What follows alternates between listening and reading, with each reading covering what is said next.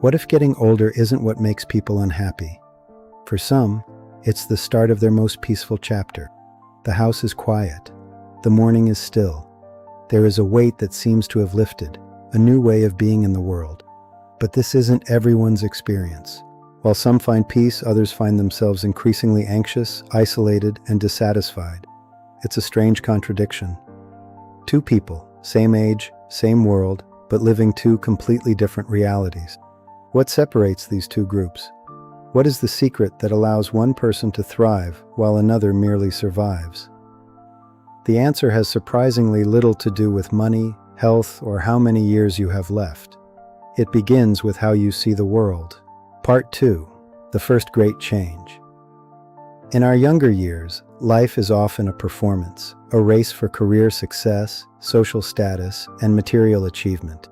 We spend decades building an identity for other people, constantly comparing our progress to everyone else's highlight reel. But as we reach 60, a quiet transformation begins. The focus starts to shift away from what the world expects of us. We stop needing to impress.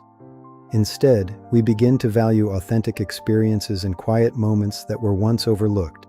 For those who find happiness in their later years, life is no longer about accumulation. It's about depth.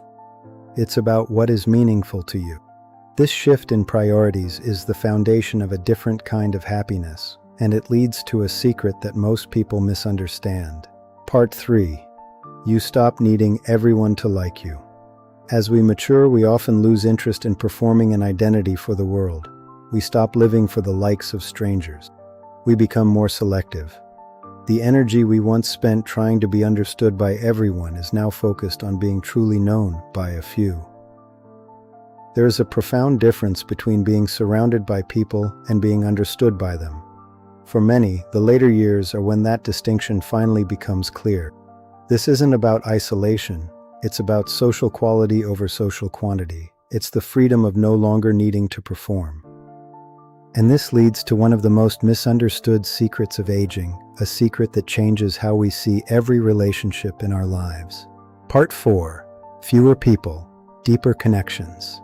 As we age, the map of our social world often shrinks, but for those who find happiness, the remaining paths become much deeper. Healthy aging does not mean abandonment. It means shifting our focus from the breadth of our acquaintances to the depth of our emotional ties. It's the difference between being known by many and being understood by a few. The goal is no longer to be popular, but to be connected. Some find this peace in moments of solitude, a quiet reflection that is worlds apart from the hollow ache of loneliness. Because you can be surrounded by 1,000 people and still be invisible. The secret isn't how many people you know, but how many truly see you.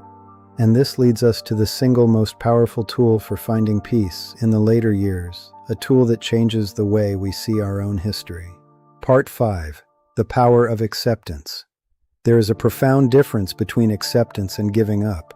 One is a state of defeat, the other is a state of clarity. Some spend their later years fighting realities they cannot change, the past, missed opportunities, or the aging process itself. They are at war with the inevitable.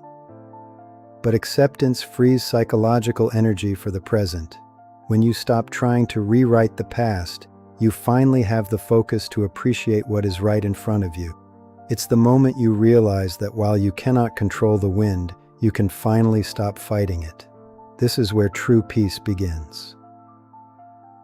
And this clarity leads to the next great shift, a change in how we measure our own success and how we compare our lives to others. Part 6. Why comparison becomes less important. For decades, we measure our worth by looking at those around us, comparing our careers, our possessions, and our progress. But as we mature, the metric changes. The question is no longer, does this make me look successful? But rather, is this meaningful to me? We discover that a quiet morning with a book or a walk in the woods holds more value than the loudest external praise. The audience we once performed for has left the room. This internal metric is the root of a resilient kind of happiness. It is the freedom of finally being comfortable in your own story. And once you stop comparing your life to others, you find the energy to focus on something even more profound, your purpose. Part 7. Purpose doesn't retire.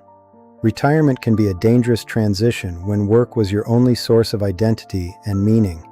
Losing that anchor can feel like losing yourself.